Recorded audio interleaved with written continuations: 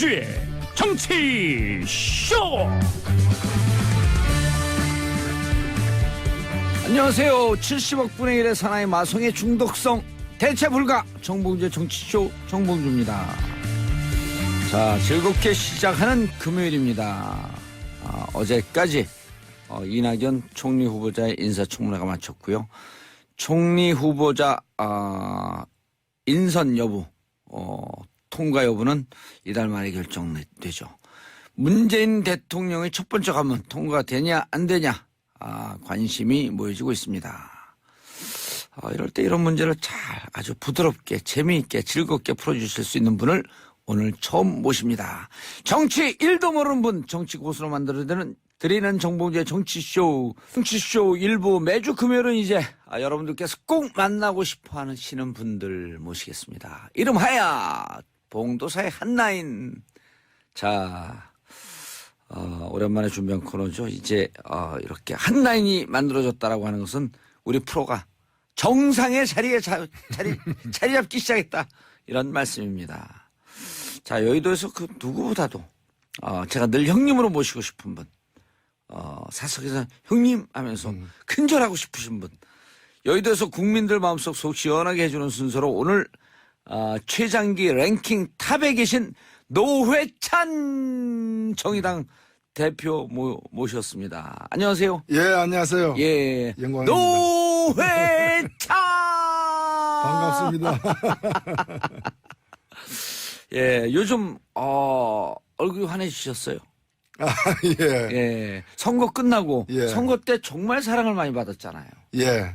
예. 과분할 정도로. 예. 지지율도 또 올라갔어요. 선거 올라갔습니다. 끝나자마자. 네.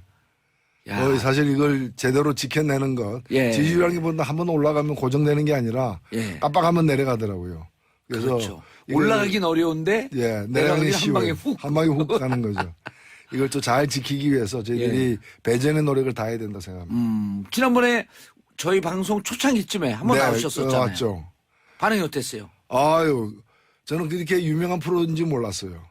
예, 저는 사실 처음 나왔는데 예. 굉장히 반응들이 또 평소에 이런 정치 시사에 거리가 좀 있다고 생각되어지는 그런 또 이 댁에 계신 여성분들, 예. 조그마한 이제 가내공업 같은 데서 함께 일하고 있는 그런 분들이 바로바로 연락이 와가지고. 그렇죠. 라디오 일하면서 라디오 틀어놔야 되니까. 네네.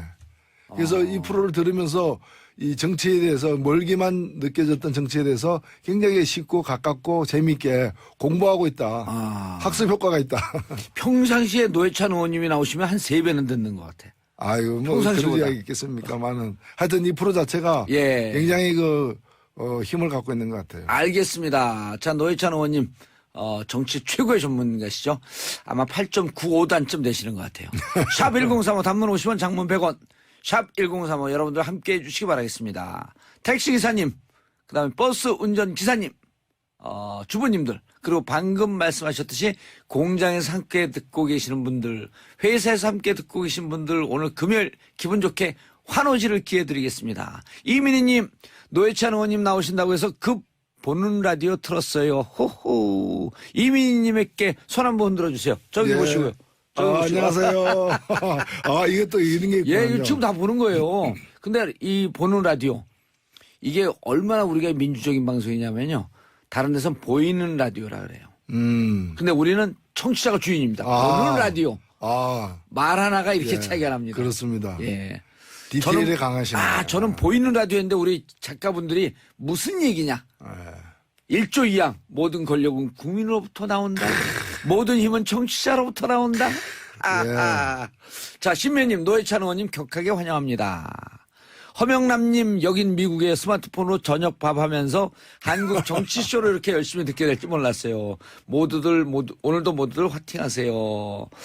저도 캘리포니아 리버사이드. I used to study over there. Long time ago. Once upon a time.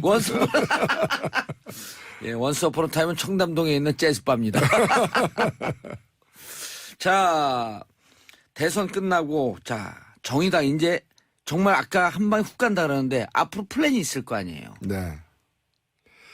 저는 이제 세상이 사실 바뀌고 있어요. 예. 문재인 정부가 또 들어섰기 때문에. 네.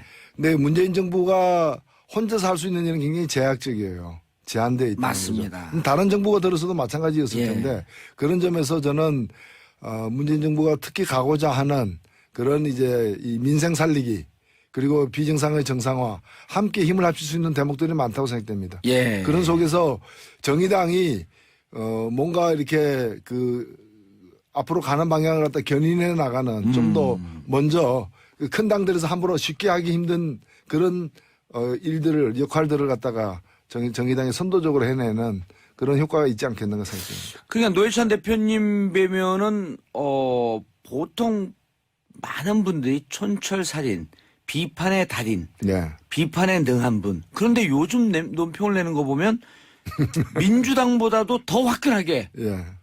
문재인 대통령 잘한다. 예. 그러면서 문 대통령의 발언도 소개해 주는데 가장 앞장서서 소개해 주고 네. 있고 제가 한 말은 지켜야 한다는 강박관념을 갖고 있는 사람이다. 이런 것도 노회찬 대표님 예. 소개해 제가 줬잖아요. 그렇습니다. 예. 그걸 갖고 지난 보름 동안 비교하면 예. 근데 저는 그래서 의외다라는 지적도 많이 받는데요. 예. 제가 보기에 민주당 안에 있는 분들은 오히려 그런 얘기하면 오해받을 수도 있으니까. 그렇죠. 너무 아부성 발언 아니냐 이게. 그렇지. 너무 줄 서는 거 아니냐. 아하. 근데 저는 이제 그럴 리가 없는 사람이니까. 예. 오히려 저 같은 사람이 얘기하면 그 객관적인 평가가 될 수 있는 거고요. 그래서 노회찬 대표님 훨씬 더 멋있어 보여요. 그리고 저는 비판할 때 비판하는 것도 없는 걸 비판하는 게 아니듯이 예. 칭찬할 게 있고 그게 또 알려질 필요 있을 때는 반드시 칭찬해야 된다고 봅니다. 그래야지 그게 좀 예. 공정한 것이지. 칭찬 아끼지 마라. 그렇죠. 칭찬은 문재인도 춤추게 한다. 그렇죠. 예. 예. 아니 근데 정말 그걸 보면서 국민들이 훈훈하게 생각을 해요. 어쨌든 더불어민주당과 정의당이 협치할 가장 1차적인 상대라고 하지만 저렇게 화끈하게 칭찬해 주는 모습 보고 노회찬 대표가 이거 대인 아니냐. 정말 크게 예. 보인다. 아니 이런 게 SNS상에 네. 돌아요. 그래서 저는 왜 그래 칭찬하느냐라고 저를 문제 삼을 게 아니라 예. 오히려 문재인 대통령에게 왜 그래 칭찬받을 일을 많이 하느냐로 문제 삼아야 맞지. 그런 일 하는데 어떻게. 예. 그리고 사실 우리 국민들이 정상화에 많이 목말라 있었기 때문에 맞습니다. 요즘의 조치들이 가만히 들여다보면 굉장히 상식적이에요. 또 인간적이지만은 워낙에 그동안에 몰상식적이었고 비인간적이었기 때문에 예. 이 가뭄의 단비 같은 거죠. 그런데 그걸 굉장히 즐겨하는 거고 저도 돌아다니다가 사람들 만나면은 보수적인 사람 예를 들면 박근혜 찍었던 사람들조차도 잘한다 아이가. 요즘에 굉장히 기분 좋다. 또 지역도 그 경남 쪽 아니세요. 그런 사람들 많이 듣거든요. 그래서 저는 잘할 때는 잘한다고 얘기해야 되고 또 특히나 초반기에 이제 개혁의 동력을 갖다가 저는 개혁의 동력은 국민에게 나오는 것이지 예. 여의도의 어떤 정치 공항에서 나온다고 생각지 않습니다. 그렇기 때문에 여기서 동력을 좀 많이 얻을 필요도 있다고 보는 거죠. 그러니까 많은 분들이 처음에 이런 얘기들도 했었거든요. 처음서부터 개혁에 드라이브를 걸게 되면 저항이 있으면서 또 다시 나뉘어질 위험성이 있으니 조용조용하게 가고 협치를 강조하다가 어느 정도 힘이 있으면 그때 개혁을 해라. 근데 개혁 드라이브를 거는데도 별 거부감이 없이. 예, 그 거부감이 없는 게 뭔가 하면 진짜 많은 사람들이 기다렸던 개혁이었거든요.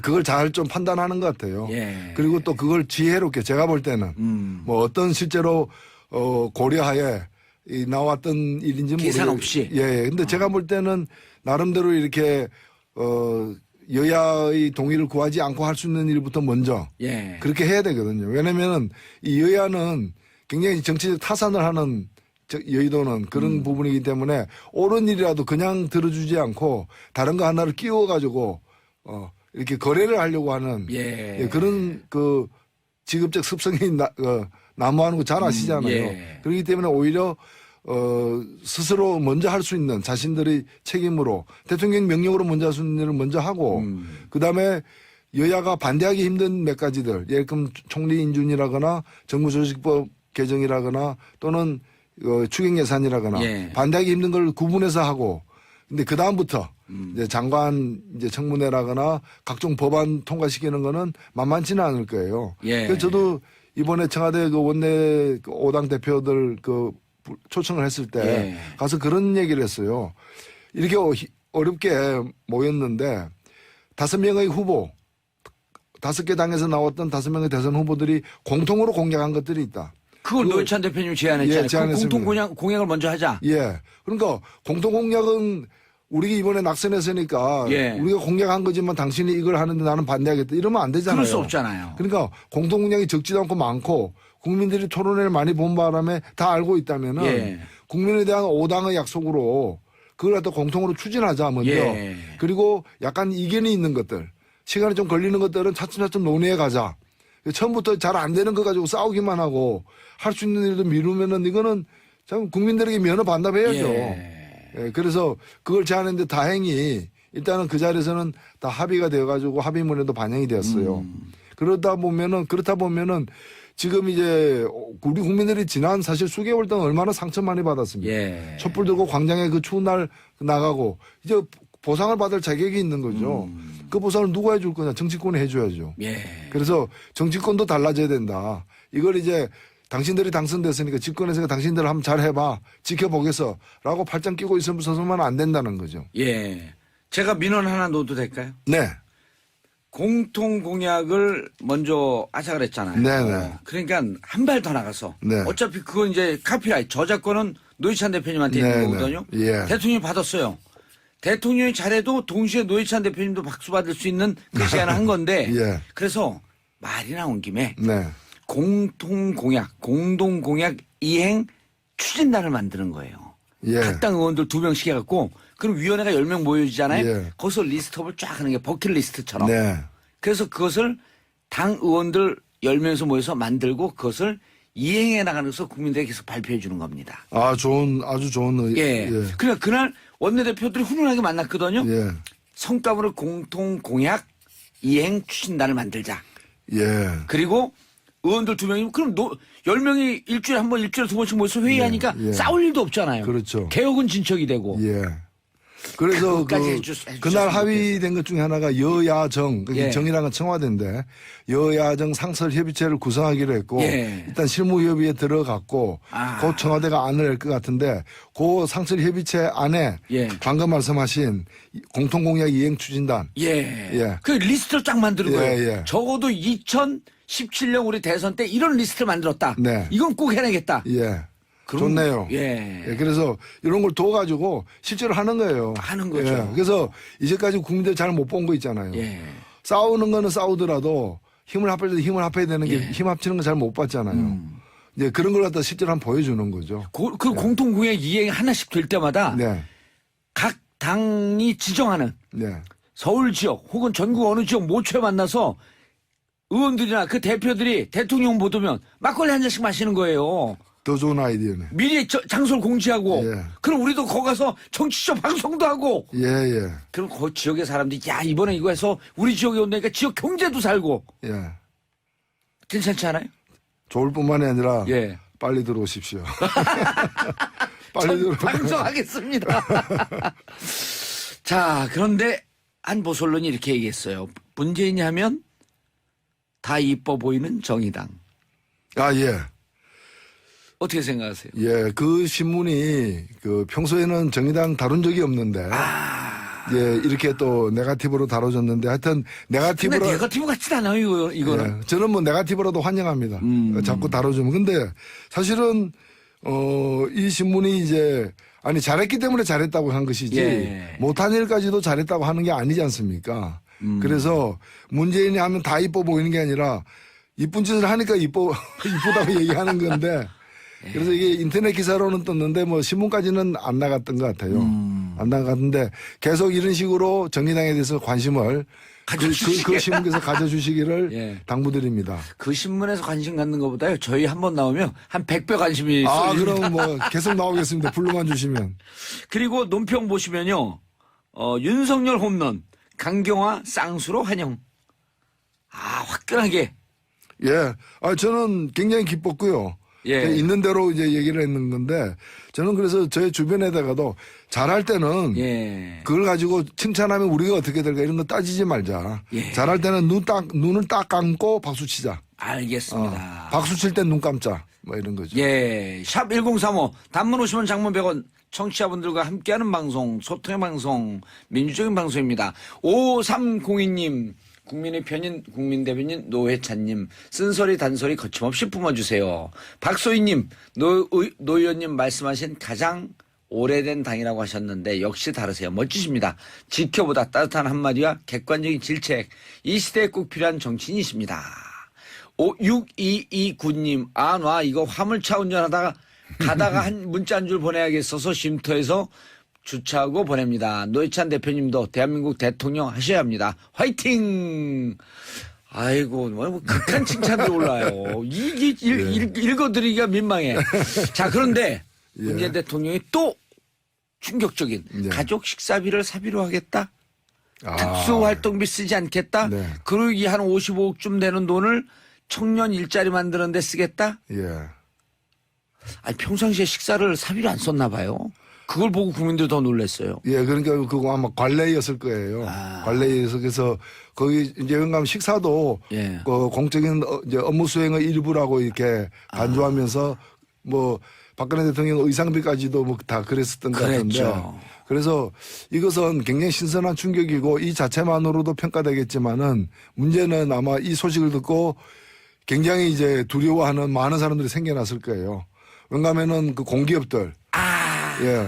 그 법인카드 갖다가 그냥 그렇죠. 자기 사비로 막 쓰는 분들. 아, 그렇죠. 그 법인카드 가지고 막 와인, 그 다음에 예. 집 근처에서 빵집에서 빵 싸는 것까지도 그런 게 과거에 맞아요. 청문회 때 많이 드러나지 않았습니까? 예. 그리고 더 나아가서, 우리나라 이제 그 1년에 뭐 수백억씩 쓰여지고 있는 특수활동비. 예. 에 대해서 전면적으로 이제 새롭게 이제는 개혁에 나서야 되는데 그 나서는 방법을 갖다가 직접 책임지는 부분부터 나부터 솔선수범하겠다. 이렇게 나선 거니까 그냥 잘하는 것 같아요. 특수활동비 한 8천억 되는데 그중에 한 4천억은 국정원이 쓴다 그래요. 그렇죠. 그래서 그것도 다 명목을 만들어라. 다만 정부에서 비공개로 보고만 해라. 근데 사인만 하면 리스트 없이 뭐 쓴지 모르고 사인만 하면 되는 돈이 어디 있어요 그게. 그러니까 이게 사실은 국정원도 마찬가지인데 예. 국정원이 하는 일 때문에 일반인에게 공개하기 어려운 부분이 있을 수 있습니다. 예. 공개하지 마라 이거예요. 저는. 그렇죠. 그 대신 그 안에서는 그 감찰권을 가진 쪽이라거나 이런 데서는 볼 수 있게끔. 우리 영수증까지 첨부돼야지 그 돈으로 골프 쳤는지 뭐 했는지 알 수 없게끔 해놓고 이거는 국가 기밀이라고 얘기하면 오히려 불신만 커진다는 거고요. 대표적으로 국회입니다. 국회인데 국회도 뭐 액수는 적지만은 예. 뭐 아시다시피 홍준표 지금 전 경남지사가 예. 이런 얘기를 본인 입으로 했어요. 자기가 이제 뭐 성안정 사건 등을 해가지고 자금 출처가 문제가 되니까 그거 내가 그 원내대표 할 때 그 특수활동비가 4천 5천 매달 예. 현찰로 왔다. 현찰로. 특수활동비를 갖다가 어디 쓰는가를 갖다가 모르게 하기 위해서 현찰로 왔다. 계좌 이체하지 않고 현찰로 5천만 원씩 매달 나오는 겁니다. 그 돈을 갖다가 쓰고 남은 걸 갖다가 근데 그게 국민 세금 아니에요. 그렇죠. 쓰고 남은 걸 부인에게 그 집사람에게 줘가지고 생활비로 썼다. 이건데 그 본인이 한 얘기예요. 예. 그 회사라고 하면 횡령이에요. 횡령이 아니 이건 국회도 횡령입니다. 왜냐하면 국회도 특수활동비가 이 관계법에 따르면은 기밀 유지가 요구되는 정보활동과 사건 수사거든요. 그러니까 이제 어디서 그 미행한다거나 그다음에 숨어가지고 누구를 관찰한다거나 예. 이럴 때 드는 비용들 아하. 이런 걸 일일이 다 미리 다 예산을 타기 힘든 거고 갑자기 발생할 수도 있고 하기 때문에 일정한 돈을 주면 그걸 알아서 그럴 때 쓰라는 건데 국회의원이면 상대당 의원들하고 무슨 정책 협의하기 위해서 만난다든지. 근데 그것이 정책 협의하면서 만나면은 영수증 끊으면 되지 그게 그렇죠. 기밀이 아니잖아요. 기밀이 요구되는 무슨 사건 수사도 아니잖아요. 그러니까 예. 국회는 기본적으로 특수활동비가 필요 없고 저는 교수단체 대표가 5천만 원 쓰는 거 쓸 수도 있다고 봅니다. 합당한 근거가 있다면 돈 액수가 문제라기보다는 그걸 갖다가 왜 영수증 처리를 안 하게끔 해주느냐. 그러니까 이거 남은 돈은 반납해야 되지 않습니까? 예. 돈 쓰다 남으면 반납해야 되는데 그걸 가지고 부인에게 생활비로 쓰라고 했다. 그럼 원내대표 책상 자기 그만둘 때 그 책상 들고 집으로 갑니까? 아니잖아요. 예. 그건 다 반납해야 되잖아요. 그럼요. 그래서 이거 반납하지 않으면 횡령이거든. 남은 돈은 반납을 해서 또 다른 당의 다른 활동으로 쓸 수 예. 있게끔. 그러니까 홍준표 지사가 지금 빨리 귀국해가지고 예. 본인 입으로 실토했던 특수활동비 중에 집에 갖고 가서 쓴 돈. 예. 그거 다 내역이 얼마인가를 밝히고 그 국회에다 반납해야 되고 반납하지 않는다면은 국회 사무처에서 예. 환수 조치를 해야 되고 고발해야 돼요. 횡령으로 고발해야 되는 거예요. 아. 그리고 그분이 성한종 리스트 때문에 아직 대법 재판이 남아 있어요. 재판 중에 있는 거죠. 재판 중에 있어요. 그렇죠. 예. 아니 그런데 54억 절약한다 그래요? 그리고 오늘 그 노회찬 의원님 말씀 들어보니까 전국의 공공기관 우리 그 대표들 네. 혹은 이사들 예. 이런 특수활동비 받는 분들 양심 선언이 줄 이어질 것이라고 기대합니다. 그렇죠. 그리고 그 돈 모아서 청년 일자리 일단 한두 개라도 만들기 시작하는 거예요. 아이 그럼요. 그걸 뭐 수천억 들였고 완샷으로 한 방에 많이 만들려고 그런 게 아니라 차근차근 이렇게 만들어가면 그냥 물꼬가 트이는 거 아닙니까? 그렇습니다. 예. 그래서 뭐 그러면 그런 거 가지고 또 최저임금도 올릴 수 있고 다 할 수 있는 거죠. 알겠습니다. 아우 시간이 너무 아까워요. 오늘 정의당 대표 노회찬 의원님 만나 뵙습니다. 자주 나오세요. 예. 예, 아이고, 인사하시고요. 뭐 봉도사님 만나서 영광입니다. 예, 감사합니다. 저는 2부에 다시 돌아오겠습니다. 채널 고정. 정봉주의 정치쇼 2부 들어가겠습니다. 봉도사의 정치응신서. 저 밖에 있는 PD들이 내가 1부, 2부도 구분하지 못하는 줄 알고 손가락으로 이렇게 1부, 2부를 수신호를 줘. 아, 기분 좋다. 자, 봉도사의 정치응신서 모르는 거 다 풀어드립니다. 오늘 함께 하실 분, 비주얼로 승부하는 비주얼이 패권이다. 손수호 변호사님 자리하셨습니다. 네, 동의하지 않지만 안녕하십니까. 예. 동의하지 않지만 근데 목소리가 작은 거 보니까 암묵적 동의의 뜻을 붙였습니다. 자, 그리고 김준일 뉴스톱 팩트체크. 팩트가 패권이다.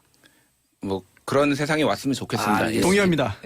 김준일 뉴스톱 기자님 예, 나오셨습니다. 안녕하세요. 예. 자, 두 분의 전문가 모시고 말씀 듣는데 저희는 저희끼리 방송을 하면 재미가 없습니다. 청취자분들과 함께 샵 1035 단문 50원 장문 100원 하루라도 문자를 보내지 않으면 손에 가시가 돋친다. 하루라도 정치쇼를 듣지 않으면 귀에 가시가 돋친다. 이런 말은 없습니다.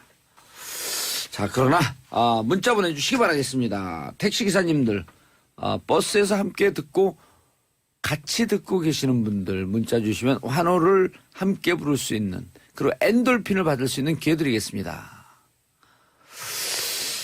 주부님들도 좋고요. 회사에서 같이 듣는 분들도 좋고요. 자, 문자 폭탄 터지기 시작하고 있습니다. 김호령님 방송 듣기 위해서 시간 맞춰 외근 나왔어요. 회사에서 같이 들으세요. 틀어놓고. 자, 5302님 날마다 듣는 정치쇼 때문에 평범한 아줌마 엄청 유식해졌어요. 후후후. 시의원으로 출마할 듯. 자, 이 시의원으로 출마할 듯 이 한마디 때문에 여기는 서울이 아니라고 하는 것을 금방 압니다. 제가. 광역도시는 아닙니다. 그렇죠?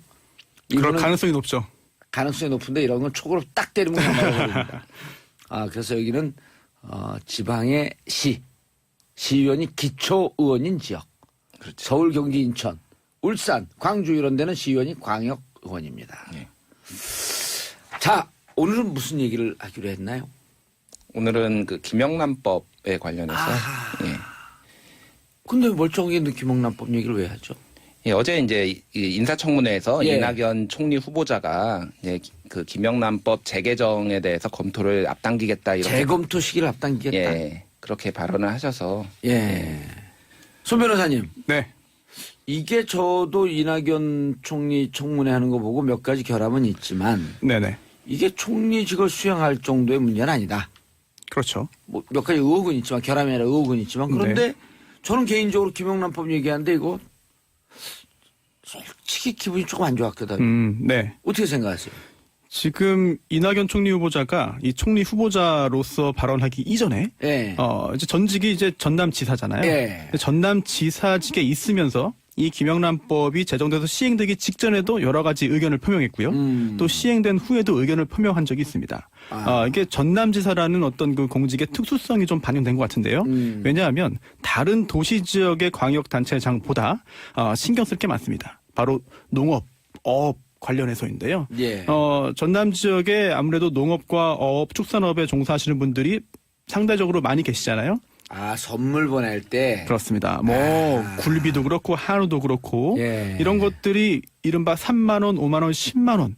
이 김영란법에 있는 그 대통령령에 있는 시행령에 있는 그 규정 때문에 유권자인 이런 전남 도민들이 좀 피해를 입고 있다. 예. 그렇기 때문에 그에 대한 신경을 쓰는 발언들을 지사 시절에 많이 했고요. 예. 그게 다시 이제 이번에 청문회장에서 나온 것 같습니다. 그런데 사업을 크게 하시는 분들만 주로 만나는 거 아닙니까? 예, 이제 뭐 김영란법이 이제 뭐 부작용이 있다, 이제 뭐 예. 여러 이제 시행하면서 말이 많았는데요. 결국은 이제 이거에 대한 취지를 들여다봐야 되고, 그게 이제 어떻게 시행되고 있는지를 봐야 되는데, 이게 처음에 이제 이 제정된 그 배경에는 2012년에 그 벤츠 여검사 사건이 있었지 않습니까? 거기서 그렇죠. 예, 변호사 남자 내연 관계에 있는 변호사 남자친구가 그 검사 여자친구한테 벤츠 리스료도 대주고 명품 백도 사주고 근데 대가성이 없다고 알선수재죄가 적용이 안 됐습니다. 그러면서 이제 그러면은 이제 좀 엄격하게 공직자에 대해서는 적용을 하자 해서 이제 이게 탄생하게 된 배경인데 2013년에 이제 법이 만들어졌는데 지금 시행까지도 벌써 거의 4년이나 걸렸습니다. 예. 그동안 이제 반대가 엄청나게 많았던 거죠. 그래서 이제 시행한 지 7개월밖에 안 됐는데 이거에 대해서 벌써 개정에 들어가겠다라고 하는 것이 정말로 이게 맞는 방향인가에 대해서는 왜냐하면 대통령도 이제 자기 손수 식사 이 비용을 다 본인이 되겠다는 예. 국가의 어떤 청렴 방향성이거든요. 청렴함은 방향성이거든요. 근데 이낙연 총리 후보자께서 이거에 어떤 빠져나갈 구멍을 일종의 만든다라는 건데 예외 조항을 만들어서 그런 것들은 조금 어떤 문재인 대통령의 어떤 방향성하고 맞지 않는 부분이거든요. 국민 정서하고도 안 맞아요. 국민 정서하고도 국민들 안 안 불편해 이거 갖고 이 김영란법 있는데 사는데 별로 안 불편해요. 지금 문제가 되고 있는 또 이제 어제 청문회장에서 나왔던 그 핵심적인 내용을 한번 짚어보고 논의하는 예. 게 좋을 것 같은데요. 김영란법에 따르면 이런 규정이 있습니다. 직무 관련성이 있으면 공직자 등이 아무것도 받으면 안 돼요. 일단. 그리고 직무 관련성이 설령 없다 하더라도 한 번에 어떤 사람한테 100만 원을 초과하는 걸 받거나 아니면은 1년에 300만 원 초과하면 안 됩니다. 받으면 안 됩니다. 그런데 이게 중요합니다. 예외가 있습니다. 바로 원활한 직무 수행, 뭐 사교, 의례, 부조 목적으로 제공되는 경우에는요. 그 유명한 350인데요. 음식물은 3만 원, 선물은 5만 원, 경조사비는 10만 원. 여기까지는 괜찮거든요. 그러다 보니까 선물의 경우에 5만 원까지는 괜찮다. 그런데 뭐 굴립이나 한우나 이런 그 농축산물 중에서 5만 원을 넘는 것들도 많이 있잖아요. 이런 경우에는 어민들, 농민들, 이제 축산인들이 손해 본다, 큰일 났다라고 해서 이 5만 원을 좀 높이자. 선물 5만 원 제한을 뭐 10만 원으로 올리자라고 하는 논의들이 이낙연 후보자뿐 아니라 여러 그 농어촌에 지역구를 두고 있는 국회의원들이 이미 이야기를 하고 있고 법 개정안이 많이 올라와 있습니다. 5만 원 넘으면 선물은 무조건 못 받아요? 안 되죠. 그런 문제가 좀 있을 수가 있겠네. 왜냐하면 웬만한 그 수산 선물, 농업 선물 이런 것도 5만 원 다 넘어가는 게 있는데. 그렇죠. 뭐 웬만하다고 말씀드리기는 좀 어폐가 있을지 몰라도 5만 원 넘지만 이게 뭐 아주 큰 문제가 있을 것인가라고 생각할 수 있는 그런 이제 우리나라에서 만들어지는 그런 그 선물들이 많이 있거든요. 근데 이게 판매가 위축되니까 이로 인해서 실질적으로 서민들이 농민, 어민, 축산인들이 지금 굉장히 큰 피해를 입고 있다. 이런 문제 제기는 지금 일어나고 있습니다. 그러네요. 그러니까 일반적인 식사만 우리가 생각을 했는데 막상 이것을 생산하는 선물을 보내야 되는 상황.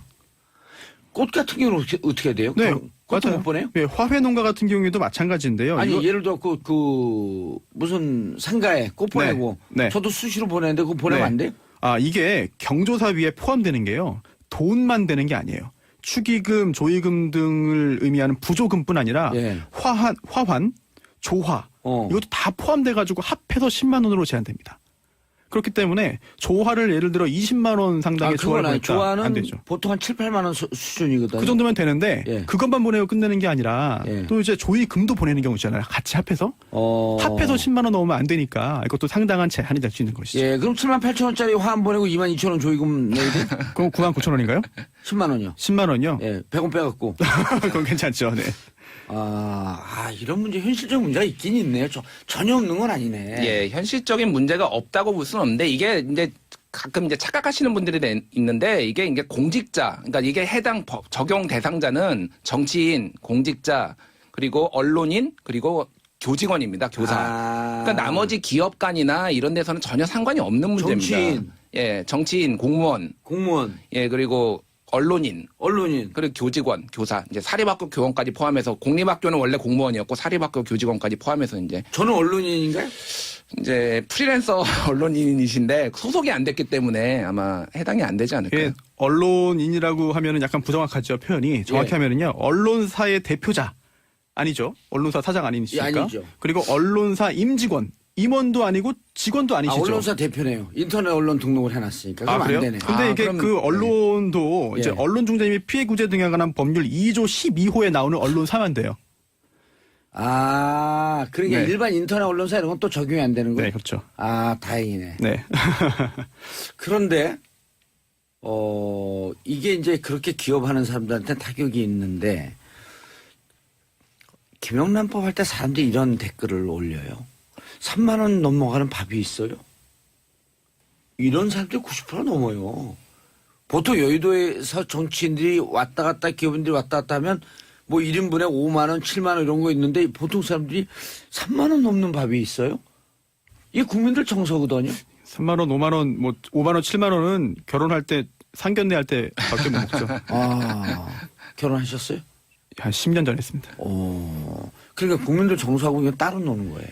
밥 얘기는. 그렇죠. 그러니까 이게 문제점이 뭐냐면은 이제 국민을 위해서 이거를 이제 법 개정을 하겠다라는 취지는 이제 어느 정도 인정을 하는데 도대체 이제 그 국민이 누구냐는 겁니다. 그러면은 이제 한국은 이제 갑과 을의 나라 뭐 이런 식으로 표현하는데 저는 사실 갑과 을의 나라가 아니라 갑을병정의 나라라고 보거든요. 갑, 을 말고도 병, 정도 있는데 도대체 이 법을 개정하면은 혜택을 보는 사람은 대부분의 갑이고 소수의 을이고 서민들 뭐 병정이라고 불리는 서민들은 혜택이 없어요. 3만 원짜리 식사를 대부분 뭐 도시락 3,800원짜리 식사하시는 그런 뭐 취업준비생 이런 사람들은 전혀 상관이 없는 얘기입니다. 결국은 이거를 이제 어떤 그 혜택을 받는 사람과 그러니까 청탁을 하려는 사람들 그 사람들의 이해관계지 이거는 서민들하고는 사실 상관이 없는 문제라고 볼 수 있죠. 그리고 어쨌든 우리 사회가 이런 돈 받고 주고 그 향응하는 이런 도덕 불감증 사회이기 때문에 도덕의 도덕성에 대해서 좀 회복하자 이런 게 기본 취지 아니에요? 예, 그렇죠. 이제 올 1월에 이제 국제 투명성 기구가 발표를 했는데 한국의 청렴도 순위가 37위에서 52위로 15계단이나 하락을 했습니다. 역대 최저치거든요. 이제 이거 발표한 이래로 한국이. 그래서 이제 이 문제는 뭐냐면 한국이 OECD 국가 중에서 뒤에서 6번째예요. 그만큼 문제가 그러니까 한국 사회 투명하지 않다라는 거고 국가 경쟁력 자체가 하락해 있다는 겁니다. 이런 문제로 인해서. 그래서 이런 것들을 올려보자는 취지인데 그런 거를 이제 빠져나갈 구멍을 계속 만드는 거는 국가 경쟁력 총리라면 이제 국가 경쟁력도 고려를 해야 되거든요. 그렇죠. 자, 여러분들의 문자 받습니다. 샵 1035 단문 50원 장문 100원 문자 왔다 사라졌다 계속 그렇습니다. 자, 질문 있습니다. 3785님 너무 궁금해서 여쭤봅니다. 지인이 사립고등학교 현직 교사인데 그 아들이 결혼을 한답니다. 축의금은 얼마까지 가능한가요? 10만 원이요? 축의금은 10만 원이죠. 예, 예. 10만 원까지는 가능합니다. 다만 예. 아까 말씀드린 대로 다 합해서 10만 원이니까 넘지 않으시면 좋겠고요. 그리고 고등학교 현직 교사하면은 이제 사립학교라고 하더라도 예. 일단 여기에 김영란법에서 규정하는 공직자 등에 해당이 됩니다. 예. 자, 8218님. 여기는 안산에서 근무하는 버스 승무원입니다. 요즘 저희 이쁜 둘째 며느리 임신 중이라 우울하고 힘들어하는데 힘내라고 봉도사님 기운 좀 넣어주세요. 시아버지가 오셨는데요. 자, 우울증 푸는 제일 좋은 방법 알려드릴게요. 많이 대화해 주세요. 제가 우울증 푸는 전문가입니다. 경우에 따라서는 암도 치료해요. 네. 막 대화하면서 사람들 웃기잖아요. 재밌게 지내잖아요. 그럼 암이 사라지는 거예요. 암이 제일 싫어하는 게 행복한 기분. 그다음에 맑은 공기. 뭔가 사이비 의학의 느낌이 갑자기. 야명인 것 같죠? 네. 근데 진짜 많이 치료했어요. 우리 동서도 치료했어요, 제가. 그러신가요? 아니, 맨날 웃게 만들면 그 치료돼요, 진짜로. 아니, 정론을 암하고- 추구하는 SBS에서 이거 너무 도사라고 네. 불리는 이유가 있군요. 그럼요. 그리고 과학적으로 검증이 안 됐을 뿐이지 과학이 모르는 세상이 우주에서는요, 99.9%예요. 팩트에 기반하겠습니다. 그러면. 자, 이게 왜 문자 왔다 사라졌다 그래 계속 정신이 하나도 없네. 자, 문자 같이 보내주시고 샵1035. 그런데 김영란법 이거 그래갖고 근데 총리가 어제 너무 일찍 얘기한 거 아니에요? 아직 인준도 안 됐는데. 예, 뭐 이제 질문이 들어오니까 이렇게 이제 발표를 그러니까 말씀하신 것 같은데 이제 아까 전에도 말씀드렸지만은 전체 이제 대통령 당일날 대통령이 시행된 지도 얼마 안 됐고. 시행된 지도 이제 8개월 정도 됐고요. 이제 대통령은 그날 당일에 참 절묘하게 칫솔도 본인이 사서 쓰겠다 이렇게 말씀을 하시고 식사도 이제 다 다 이제 투명하게 개인 돈으로 하겠다라고 하는 청렴도를 강화하는 방향으로 이제 가겠다라고 이제 네. 말을 했는데 그거에 대해서 좀 시점도 절묘했죠, 사실은 이게. 예. 절묘했다라고 하는 게 별로 안 좋았다는 안 좋았다는 의미입니다. 왜냐하면은 아까 말씀드렸지만 총리라면은 아까 손 변호사님이 말씀하셨는데 총리라면은 이제 그 도지사 시절에 농민과 어민만 고려하는 게 아니거든요. 예를 들면 농민과 어민의 선물이 늘어나면은 넥타이 만드는 사람, 만년필 만드는 사람 특혜를 주면은 누군가는 손해를 보게 돼 있어요. 이거는 국민의 전체를 봐야죠. 그러니까. 예. 이런 얘기 들어와요. 1176님 지금 차에서 1,800원짜리 김밥 먹는데 3만 원짜리 밥이라? 이런 국민들이 90%가 넘어가요. 그렇죠. 그래서 이런 정서를 예를 들어서 지금 우리 경제가 어려우니까 김영란법 때문에 경제가 안 좋다? 이거 이상한 논리거든요.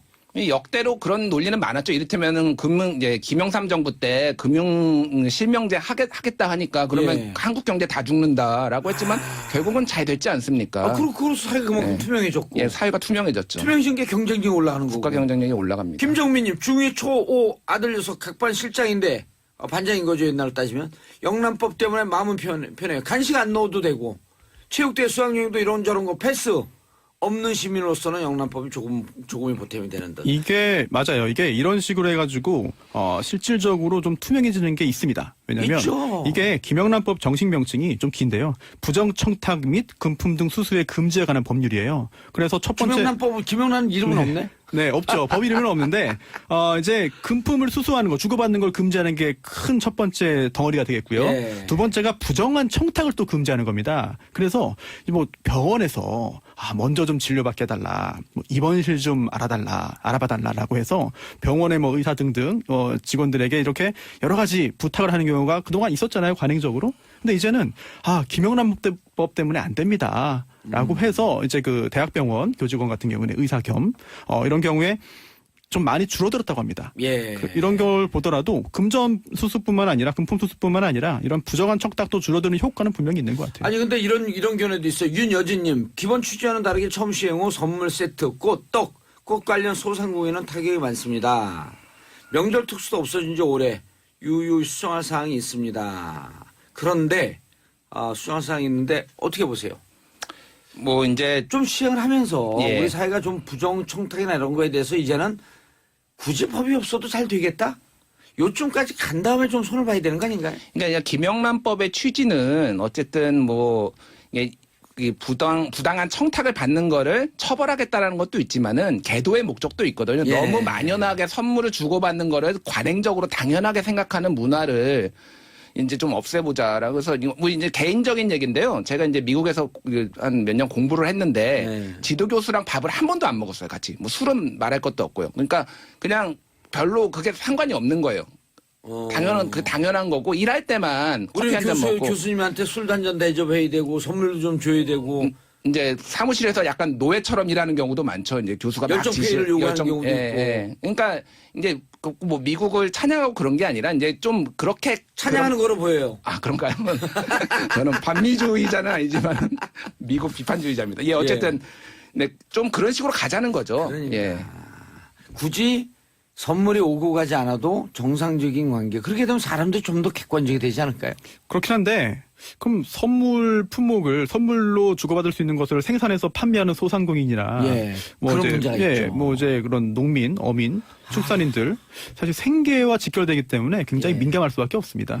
그 이해관계를 조율해야 되는데 그 이해관계 조율이라는 게 법을 만들었다고 해서 끝나는 게 아니라 계속 해나가야 되거든요. 이해가 되네. 이낙연 총리 지명자도 없애자 이게 아니고 선물이나 이런 거는 조금 가격을 좀 올렸으면. 네, 또 가격을 올리고 또 특정한 품목의 경우에는 예외로 두거나 농축산물을 네. 농수축산물을 예외로 한다. 네, 아니면 예외를 두지 않더라도 일정 기간 유예를 추가적으로 주거나 이런 다양한 그런 의견들이 있죠.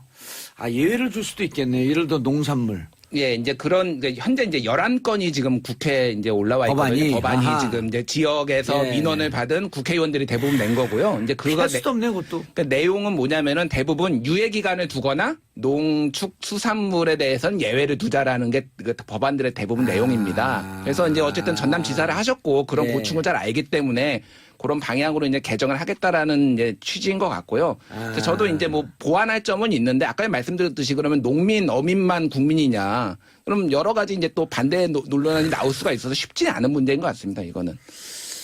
제가 국회에 있을 때 이런 법이 통과가 안 돼갖고 저는 좀 행복하긴 한데 이거 무척 복잡하긴 하네요. 연수경 님 또 이런 견해 보내주셨어요. 저희 시어머니가 꽃집 하시는데요. 스승의 날에 꽃이 잘 안 나가요.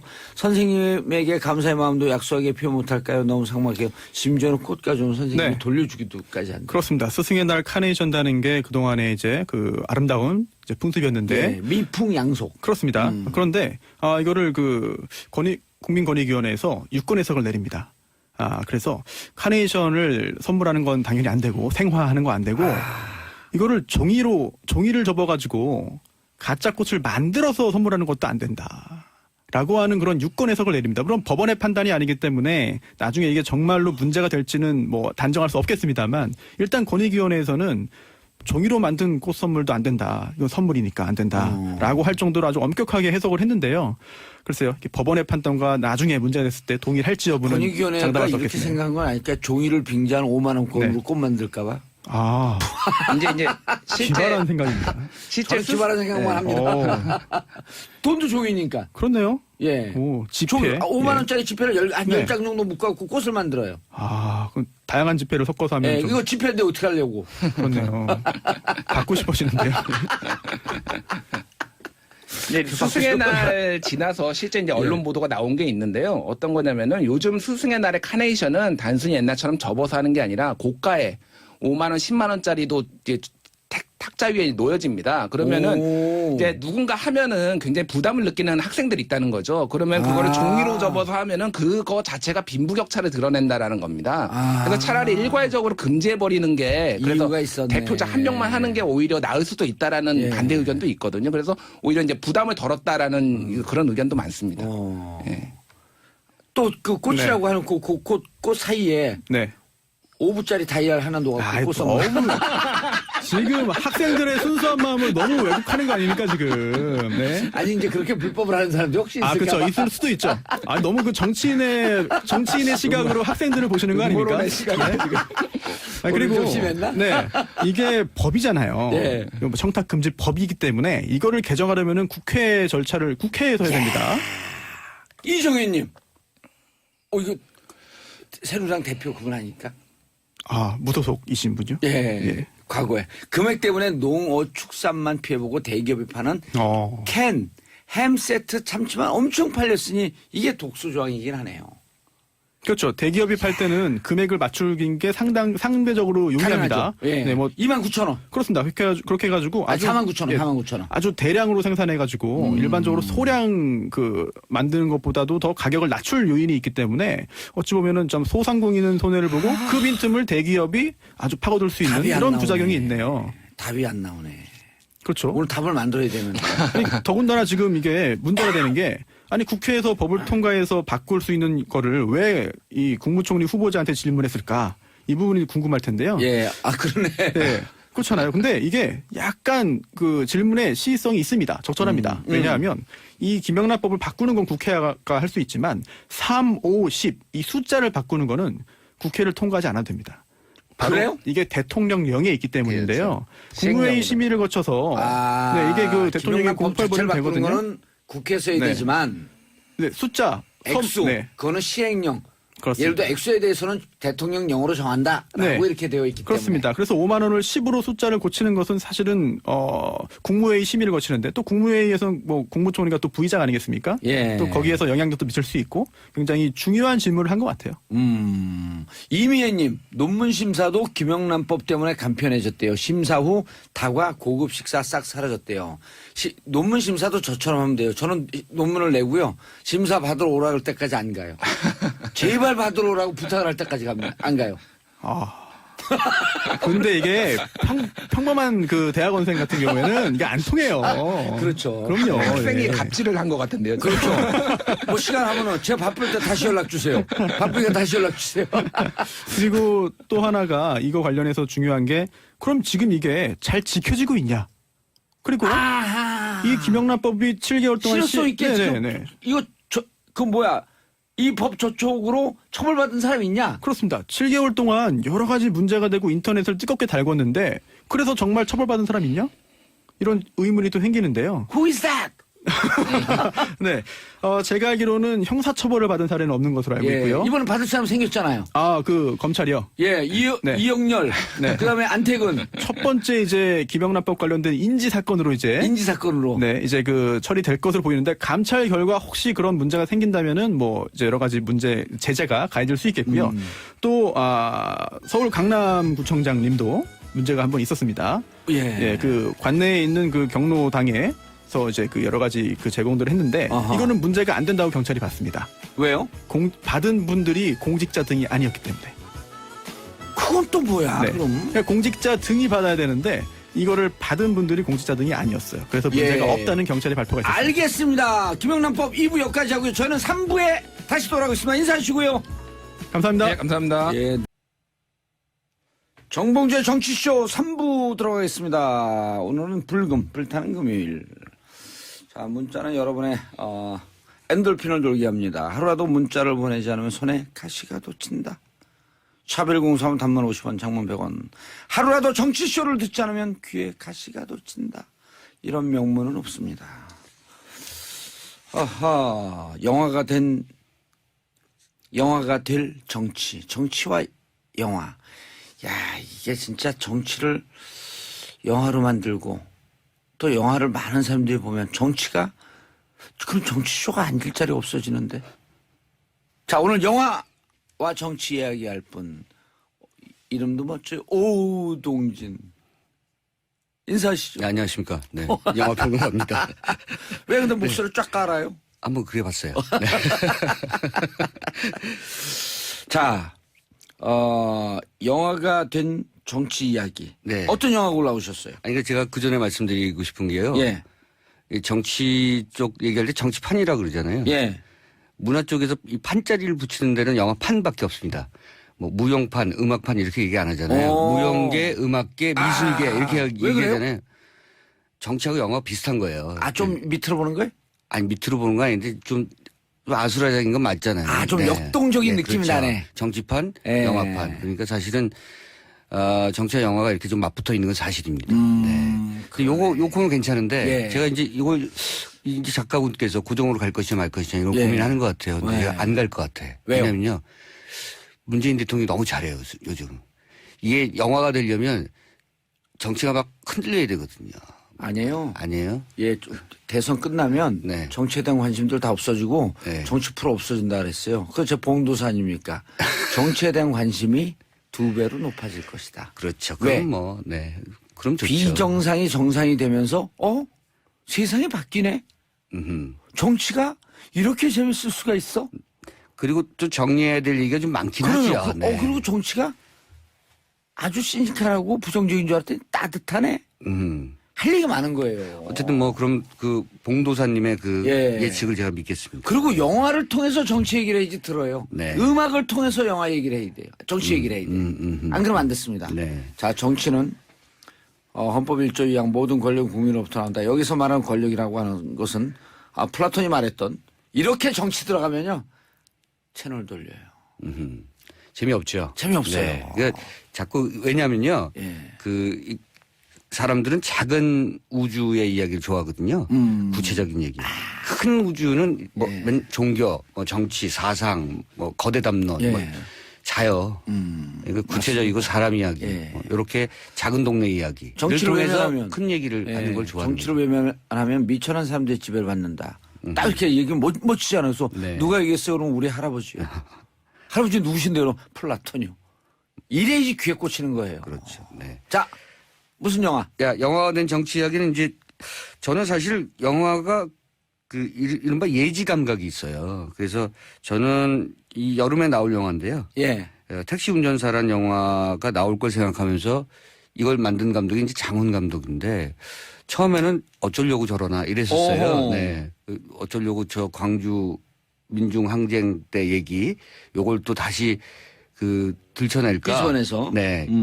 박근혜 시대가 끝나지 않았는데 이렇게 생각했는데 예지 감각이 있어요. 끝날 거 알고 있었던 거죠. 이게 여름에 개봉될 건데 원래대로라면 12월까지는 지난 정부가 계속 가야 되는 거 아니었겠습니까? 예. 그런데 이제 이 택시 운전사 기획된 게 한 2년 됐어요. 그러니까 그런 기사가 나왔었잖아요. 그렇죠. 그러니까 촛불 전국 이전이에요 이미. 그러니까 장훈 감독은 여러분들 잘 아시다시피 의형제, 영화는 영화다. 이런 작품을 만든 고지전 이런 영화를 만든 의형제는 무슨 영화였죠? 남북의. 그렇죠. 그러니까 강동원이 이제 간첩, 예. 그 송강호가 국정원 이렇게 서로 쫓기다가 이제 의형제처럼 예. 가까워진다는 어쩌면 그 남북이 서로 적대 관계이면서 결국은 그 공정관계라는 안에 거죠. 그 네. 안에 형제로서 흐르고 있었던 피가 있었다라고 하는 것을 은연중에 비춰주는. 그렇죠. 네. 그래서 이제 사실은 남북 관계 문제를 두 남자의 버디 무비를 통해서 뭔가 관객들과 함께 해소하고 싶어 했던 그런 감독의 욕망이 버디 무비. 있었던. 있어 보인다 진짜. 그냥 뭐 친구 영화 이것도 아닌 버디 무비. 있어 보여. 오랜만에 쓰는 단어네요. 예. 저도. 네. 어쨌든 요 택시 운전사는 실제 택시 운전사도 이렇게 들어가면 어떨까요? 택시 드라이버. 그럼 마틴 스코시지 영화 같은데요. 네. 그거 아마 장훈 감독이 생각했을 거예요. 예. 오버래핑 되게. 예, 마틴 스코시지의 택시 드라이버 로버트 니로 나왔던 그 영화 또 생각하면서 제목을 이렇게 짓지 않았을까 하는 생각도 들고요. 예. 어쨌든 1980년 5월 18일 날 이제 일이 시작되잖아요. 예. 요 영화는 19일부터입니다.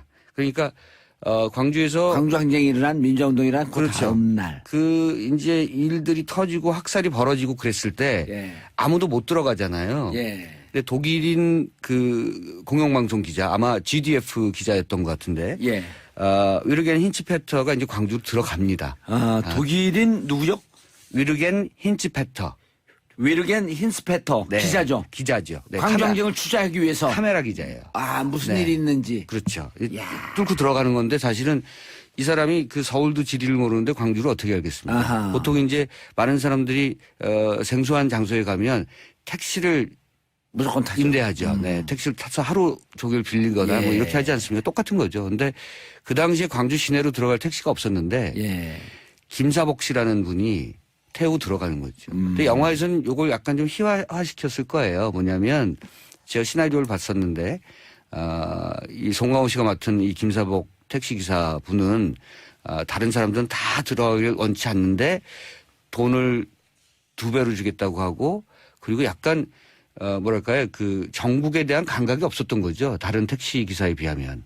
그래서 위르겐 힌츠페터를 데리고 시내로 들어가서 광주의 참상을 직접 목격하게 된다는 얘기고요. 예. 그러니까 광주의 문제, 광주 민중 항쟁의 어떤 그 과정을 이 독일인과 독일인을 태우고 들어간 한 소시민의 시각으로 소시민의 정치에 대해서 시선으로. 전혀 무관한. 그렇죠. 그땐 정치쇼도 없었잖아요. 그렇죠. 제가 네. 대학생이었으니까. 네, 저는 고등학생이었고요. 네. 그랬어요? 네. 깜짝이야. 어쨌든 이거를 막 그 예를 들면 우리가 다 알고 있는 사실이라고 생각하지만 예. 소시민의 시선에서 그 정직한 시선에서 보면 그 모습들이 어떻게 비춰졌을까 그리고 거기에 진실은 어떻게 또 다른 모습으로 숨겨져 있을까 이런 것들을 보여주는 영화죠. 장훈 감독이 사실은 이런 류의 드라마를 잘 촘촘하게 잘 엮는 연출력이 좋은 감독. 이 영화를 고른 이유는 뭐예요? 이제 저는 사실 요때 할 줄 알았어요. 이 영화가 5월이니까. 그래서 아마도 그 극장의 어떤 그 규모나 사이즈를 예. 좀 크게 잡는 것 같습니다. 그래서 여름 시장으로 옮겨간 것 같고요. 아하. 그만큼 이 영화에 대한 뭐 자신감 뭐 이런 것이 지금 물 있다는 들어왔을 거겠죠. 테니까요. 문재인 네. 대통령이 또 잘하고 계시니까. 네. 그리고 광주에서 지난번에 이물반 행진곡. 기념사 좋았잖아요. 그렇게 하고 있는 김소형. 네. 김소영 씨인가요? 김소영 씨인가? 그분 안아주고. 그렇죠. 야. 저는 그 그러니까 기념사 연설문에서 광주 시민분들께 부탁한다고 하시면서 5.18 정신으로 평생을 희생하면서 살아온 또 다른 많은 젊은이들을 기억해달라. 이거 아주 중요한 얘기거든요. 우리가 그 시대에 네. 사는 거 아니에요? 그렇죠. 예. 광주 정신은 전국구다. 전 국민의 것이다. 이런 그렇죠. 것들을 얘기하는 거니까 이 영화도 아마 그런 점들 그리고 광주 민중항쟁이 뭐 지식인이나 뭐 이런 등등의 어떤 일군의 어떤 그룹에 의해서 이렇게 주도된 것이 아니라 택시 기사님 같은 소시민들이 중심이 돼서 예. 진정으로 민중의 항쟁이었다는 것을 우회적으로 좀 보여주려고 했던 영화 아닌가 이렇게 생각합니다. 저는 문재인 대통령 하시는 거 보면서 이제 2주일밖에 안 됐지만 내가 다시 굳이 정치를 안 해도 되겠구나. 왜? 더 잘하고 내가 생각했던 것을 잘하는 분이 있기 때문에 이제 나는 방송이나 열심히 해도 되겠구나. 아유, 좀 해주세요. 그래도 정치는요. 아니요. 근데 제가 어디에서 딱 이 마음에 싱크로율을 봤냐면 저희가 80년대 1, 2학년이었었거든요. 네, 대학교. 네. 근데 그때 무슨 생각을 했냐면 살면서 계속 이 바닥에 있으면서 정치하면서 민주화운동을 하면서 내 젊은 날에 나의 마음은 5.18 광주항쟁 밀고 가고 있다. 네. 50이 넘어서 다시 나의 식어가는 심장을 세월호가 다시 뜨겁게 불태웠다. 네. 네. 그 얘기를 똑같이 하신 거예요. 5.18. 네. 그렇죠. 이 정신을 잊지 않고 있는 많은 분들이 있음을 기억해달라. 역사가 면면이 이어지고 있다. 이런 거죠. 네. 그래서 내가 그 딱 보면서 5.18 항쟁을 잊지 않는 나보다 더 나이가 드신 분이 정치를 저렇게 당당하게 있으면 이제는 한 발 좀 우리는 물러나도 되겠다. 방송이나가 아니라 방송도 열심히 하면서 사장님한테 잘릴 뻔했어요. 방송이나? 이거 지워주세요. 어쨌든 뭐 저도 굉장히 감동적으로 들었고요. 예. 이 근데 5.18 소재로 한 영화 많았잖아요. 다른 뭐 영화들과 화려한 휴가도 있었고. 예. 네. 화려한 휴가 있었죠. 어쩌면 지난 5.18 소재의 영화들은 일종의 팩트 체크가 좀 필요했었던 영화들인 것 같아요. 이제 5.18을 한번 정확하게 정면으로 기록해보자. 예. 그리고 보여주자. 이런 화려한 휴가 같은 경우가 그 도청에서 벌어진 예. 총격 사건에 그걸 중심으로 해서 이야기들 엮거든요. 그러니까 사람들이 많이 잊혀져 가고 있거나 잊었다고 생각하고 있는 그런 기록들을 다시 한번 극화시켜서 보여줬다면 사실 이 택시 운전사 같은 경우는 그 중에서 한 이야기를 이렇게 픽업한 거죠. 구체적인 어떤 사례들. 예. 그리고 작은 눈을 통해서 전체를 보려고 하는. 그리고 이제 사람의 이야기를 통해서. 예. 이런 비슷한 영화가 사실 효자동 이발사라고 있었어요. 그렇죠. 역시 송강호 씨가 나왔는데 청와대 주변에 이발사의 예. 이야기를 통해서 이발사의 시선을 통해서 박정희 정권의 얘기를 그렸던 작품이죠. 잔혹 무도함. 그렇죠. 그래서 아이를 고문하는. 네, 끌려가서 고문당하고 네. 뭐 등등 그런 일이 있었고요. 사실은 올리버 스톤 감독의 영화도 예. 사실은 이런 류의 작품들이 굉장히 많죠. 한 어떤 한 국가의 어떤 그런 이야기를 통해서 그 내부의 어떤 쿠데타나 뭐 등등의 이야기를 폭로해 가는 한 기자 이야기를 그린 작품 이런 것들이 굉장히 많죠. 할리우드에는 이런 영화들이 꽤 많이 있었습니다만 어쩌면 우리 같은 경우는 실제로 정치적 검열이 있었고 등등 해서 많이 만들어지지 못했는데요. 아마 요번 한 5년 동안은 비교적 본물처럼 나오지 않을까 저는 그렇게 생각합니다. 그러면 한편의 영화가 300명 국회의원이 하는 그 얘기보다도 더 의미 있고 감동 있게 다가갈 수가 있거든요. 네. 자, 주연 배우가 송강호. 또 네. 토마스 크리츠만. 네, 토마스 크레치만이고요. 이 영화의 비하인드. 독일 사람이 어디 사람이에요? 이 토마스가 미국 사람 같은데요. 그런데요. 네. 국적은 아마 오스트레일리아나 뭐 이렇게 제가 기억하고 있습니다. 예. 근데 활동은 미국에서 하고 있습니다만 네. 그 출신은 좀 다른 지역이고요. 예. 비하인드 스토리는 이제 여기에 출연 배우가 오동진이 있었죠. 네, 잘렸죠, 근데. 오동진이 누구예요? 저죠. 난 오동진이 오동추요. 동생인가 누군가. 그래서 제가 단역으로 출연했었어요? 출연하려고 했었죠. 네. 근데 이게 왜냐면요. 토마스 크레치만이 이제 윌겐 힌츠페터 역이잖아요. 예, 독일 출생이래요, 근데. 그렇죠. 예. 독일 출신이군요. 예. 그렇군요. 근데 활동은 지금 예, 다른 데서 오스트레일리아에 하고. 독일로 죄송합니다. 이민 간지는 잘 모르겠지만 네, 어쨌든 독일 출생이래요. 오스트리아였다고 생각했던 걸 제가 잘못 얘기했어요. 오스트리아. 네, 아하. 요새는 정말 정확하게 오는구나, 바로바로. 예, 그러면. 큰일 날 뻔했네. 하여튼 윌겐 힌츠페터가 광주로 들어가기 전에 한국인 기자를 만나거든요. 예. 그 한국인 기자 역할이 필요했던 거예요. 그게 네. 오동진. 네, 할 뻔했던 거죠. 네. 어. 영어 발음이 안 좋아서. 왜요? 저 독일 사람도 영어 발음 안 좋을 텐데. 근데 너무 안 좋다고 그래서. 자, 근데 그 실존 인물인데. 네. 그때 10일 동안 광주에 있었단 말이에요. 그렇죠. 네. 일단 광주항쟁 민주화운동이 진행되는 게 10일이었었는데 그 뒤로 독일은 무사히를 갔대요. 일단 일본으로 간 거죠. 예. 일본으로 가서 자기가 찍은 필름을 아마 어떤 캔에 숨겨서 일본으로 밀반출하는데 굉장히 극적인 과정이 있었던 것 같고요. 그게 아마 영화 속에서 나오나요? 나올 겁니다. 그래서 어허. 일단 일본을 통해서 자국인 그 독일로 GDF로 돌아가서 예. 자신의 방송사로 돌아가서 그리고 그걸 방송을 하기 시작했고요. 그게 워낙 충격적이니까 곧바로 이제 전 세계 통신이 받은 거죠. 예. 유르겐 힌츠페터가 그럼 우리가 광주에서 찍혔던 그 희생자들 네. 얼굴 나간 사진 이런 등등 네. 이 모든 게 이분이 찍은 건가요? 그렇죠. 그 군인이 뭐 예컨대 뭐라 그러죠? 그 곤봉으로 치는 학생을 때리고 있는 그 장면들. 그 장면들. 대부분의 그 장면들이 유명한 광주의 장면이 다 이분의 그렇죠. 손에 의해서 나온 거네요. 그러니까 진실은 사실은 절대 숨겨지지 않는다. 진실은 침몰하지 않는다. 그렇죠. 그걸 보여준 아주 우리는 대표적인 포기하지 않는다. 네.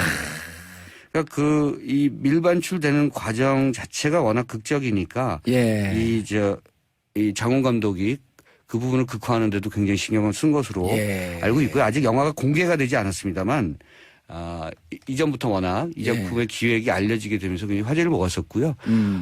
그리고 송강호를 캐스팅한 것 자체가 단순한 스타 캐스팅이 아니라 송강호가 기묘하게도 현대사의 인물들을 소시민을 연기해내는데 굉장히 적격입니다. 그리고 뭐랄까요, 이렇게 스크린에 딱 달라붙는 듯한 느낌이 든다고 할까요? 아주 내추럴하면서도 그 역사 속에서 살아 숨쉬는 인물들을 연기하는데 굉장히 적격이죠. 알겠습니다. 샵 1035 단문 50원 장문 100원 문자 폭탄 터지고 있습니다. 이상민님. 정치가 너무 재밌어져서 영화는 좀 재미없어질지라도 요즘 조금씩 변하는 대한민국이 너무 좋아서 눈물이 납니다. 그 밖에도 많은 분들이 문자 보내고 계십니다. 9334님. 번스 씨는 인천맨. 1일 문자를 안 하면 손에 가시가 돋친다. 2340님.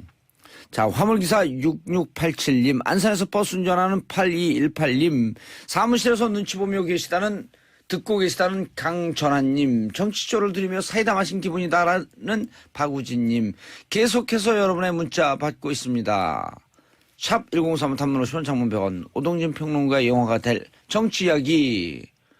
이거 이제 말씀을 좀 나눠볼 건데요. 이 영화 만들면 뜬다, 안 뜬다. 계속해서 문자 보내주시기 바라겠습니다. 앞으로 영화가 될 정치. 네. 이런 영화 만들겠다. 네. 아까 제가 예. 올리버 스톤 얘기하면서 제목을 제가 말씀드리지 못한 것 같아서 살바도르라는 영화 기억하십니까? 예, 기억나요. 엘살바도르의 그 참상을 예. 한 기자가 또 역시 예, 유르겐 맞습니다. 힌츠페터처럼 예. 찍어서 미국으로 가져오는 얘기죠. 그 제임스 우즈가 맡았던 그런 역할이고요. 살바도르라는 영화도 기억해 두시면 좋을 것 같습니다. 살바도르라고 하는 영화. 자, 두 번째 이제 영화가 될 정치 이야기. 이건 네. 내가 꼭 영화로 만들고 싶다. 제가 요즘 그런 생각했어요. 그 구중궁궐 얘기. 구중궁궐. 네.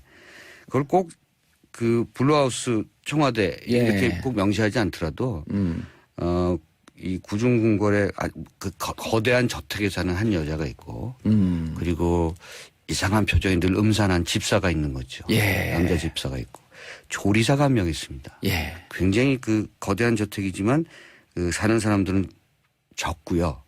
그리고 이 저택이 뭔가 기묘한 분위기에 항상 휩싸여 있는 거죠. 예. 공포 영화예요. 아, 이번에 Get Out도 비슷한 분위기죠. 그렇죠. 예. Get Out은 어쨌든 쫓기는 거죠. 예. 그 백인들에게. 이 거대한 저택 안에서 뭔가 이상한 일이 벌어지는데 유령이 뭐 출몰한다든가 예. 귀신을 자꾸 본다든가 환영을 보는 거죠. 이 여인이. 어떤 노인의 환영을 자꾸 봐요. 그 노인과 관련된. 노인은 최 씨 집안에서 내려오던 그 노인. 네, 가문에 그런 전력이 있거나 이력이 있는. 최면술에 능한. 그렇죠. 꼭 최 씨라고 꼭 할 필요는 없다고 아니, 생각해요. 왜냐면 최면술에 능하니까 최 씨죠. 너무 영화가 직접적이다. 요걸 공포 영화로 만들면 예. 그리고 그 안에 거울방이 있는 거예요. 그래서 거울만 들어가면. 거울방에 들어가서 계속 환영을 보는 거죠. 그래서 어쨌든 제목은 거울방. 예. 제가 이 이야기를 하는데 우리 작가께서 제목을 바로 붙여줬어요. 거울방이라고. 거울방. 네. 아니, 그런데 거울방에 슬그머니 누가 친척이 찾아와요. 네. 오촌 동생이 찾아와. 손잡고 거울방으로 쏙 들어가면 그 오촌 동생은 쥐죽은 듯이 사라져. 방에서. 예. 아, 그러네. 어. 두 명이나. 예, 두 명이나. 아. 자주 사라져 계속. 네. 그리고 그다음 자꾸- 제이모 씨 기자도 왔는데 기자도 사라져. 취재하던 기자가. 예, 취재하던 기자가. 그리고 어떤 여인이 오는데 예. 여인이 왔다 가면 꼭 집안에 뭐가 없어져요. 없어져요. 예, 귀금속이나 예. 등등. 뭔가 자꾸 없어요. 예. 그리고 그리고 저 들판에는 말이 뛰어놀고 있어. 여기서 좀 갔다 이거는. 대저택이니까 그 말이 뛰어노는 거는 그건 약간 코미디다. 진짜. 예. 근데 말이 러시아에서 왔나 봐. 블라디미르 이런 말이야. 말을 타고 정원을 오고 간다. 예. 뭐, 네. 말도 거울을 본다. 이런 영화 기억하세요? 1940년에 알프레드 히치콕이 만들었던 레베카. 예, 예, 예. 로렌스 올리비아하고 잉그리드 버그만 나왔죠. 예. 네. 그래서 이 레베카에서 그 여자가 어쨌든 성에 들어가서 예. 뭔가 자꾸 이상한 걸 보잖아요. 예. 그리고 거기 여자 집사가 하나 있고. 어. 네. 그래서 뭔가 시달리는 얘기, 그 공포스러운 분위기. 그리고 1940 아마 4년에 그 가스등이라는 영화 기억하실 겁니다. 잉그리드 기억나요. 버그만 예. 나왔던 거. 이 가스등에서는 남자가 계속해서 여자를 속이는 거잖아요. 자꾸 이상한 약을 먹으면서 기억력을 없애게 하고 등등. 그리고 결국은 여자를 살해하려고 하고 어쨌든 얘기는 좀 다른데 그 분위기는 그런 분위기로 만들고 싶어요. 가스등의 저택, 그리고 레베카의 저택. 이거 저택 안에서 벌어지는 이야기. 예. 그리고 공포스러운 이야기. 네. 어떻게 영화가 될까요? 이재춘님 제목은 거울방 딱입니다. 이거 됩니다. 유소희님 벌써 너무너무 오싹해요. 무서워요. 박영선님 국회의원 박영선 그분인가요? 그 거울방 대박 날 듯죠. 김도일님 이 영화 1,000만 이상 보게 될 거라고 확신합니다. 그 영화에 요리사도 나온다면서요. 요리사는? 요리사. 네. 요리사는 무슨 역할이죠? 요리사가 이제 그것을 모두 다 이제 목격하는 거죠. 한 사람 목격을 해야 되잖아요. 예. 아까 말씀드린 그 레베카에서는 조안 폰테인입니다. 네, 가스등에서 잉그리드 버그만이고 예. 요새는 팩트 체크 바로 바로 되기 때문에 들어가니까. 바로 수정해야 아니 됩니다. 요리사가 네. 음식이 맛이 없어요. 그러면 유리를 갈아갖고 거울을 갈아서 거기다 놓아요. 요리에다가 밥 먹다가 혀가 찔려서 피가 조르르.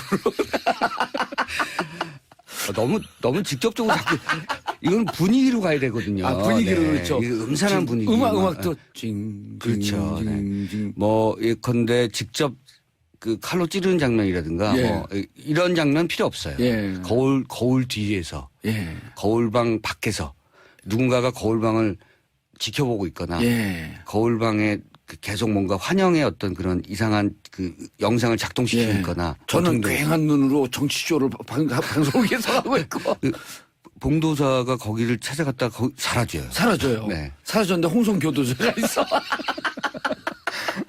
자꾸 영화 공포에서 자꾸 공포 코미디. 공포. 호러 코미디. 호러 코미디. 그것도 괜찮아요. 네. 뭐 매번 무서울 그렇죠. 이유는 없잖아요. 아니, 중간중간에 웃음 좀 웃는 줘야죠. 사람은 다 사라져. 그리고 사실은 웃긴 얘기였잖아요. 웃긴 얘기야. 말도 안 되는 얘기였기 때문에 이걸 너무 진지한 공포로 가는 것보다 호러 코미디 그거 괜찮네. 그러니까 말 타고. 영화가요. 우리 청취자 여러분들도 생각하시면 좋겠습니다만 영화가 이렇게 개발됩니다. 예. 그 얘기하다가 아니 호무맹랑 상세 예, 써야 예, 되지. 예, 그다음에 보통 말에는 백미러가 없잖아요. 근데 네. 말 귀에다가 백미러를 따라놓고 뒤를 막 보면서 달려. 그건 좀 심하다. 제가 내가 예전에 얘기해도 너무 웃긴다. 우리 심영래 씨가요. 예. 이 저녁을 저랑 먹다 그 얘기를 했었거든요. 예. 그런데 이제 끝날 시간이 다 아이고, 됐어. 그거 재밌는 얘기인데. 이거 다음 시간에 다음 자 시간에. 오동진 영화 평론가 모시고 영화 얘기 끝냅니다. 저희는 내일 11시에 다시 찾아뵙겠습니다. 인사하시고요. 네, 감사합니다. 예, 내일 11시에 다시 뵙겠습니다. 바이바이.